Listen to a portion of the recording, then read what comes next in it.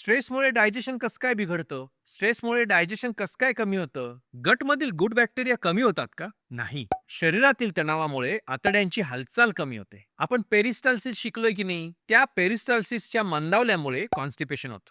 Mind over bowel. पोटाला जर शांत ठेवायचं असेल ना, तर त्याची सुरुवात मेंदूपासून करा. डीप ब्रीदिंग एक्सरसाइजेस प्रॅक्टिस करा. पोटावर घड्याळाच्या दिशेनं सौम्य मॉलिश आतड्यांची हालचाल पूर्ववत करण्यासाठी कामाला येते. गट फ्रेंडली मेडिटेशन असाही एक कन्सेप्ट आहे. ब्रीदिंगवर लक्ष द्या. आणि म्हणूनच स्ट्रेस फक्त डोकं बिघडवत नाही, तो पोट सुद्धा बिघडवतो. चांगली बातमी ही आहे की याचे उपाय तुमच्याच हातात आहे. श्वासावर नियंत्रण, आपल्याशी संवाद आणि जर हे उपाय चालले नाहीत, तर लॅक्झेटिव्हज याचा वापर आपण करू शकतो.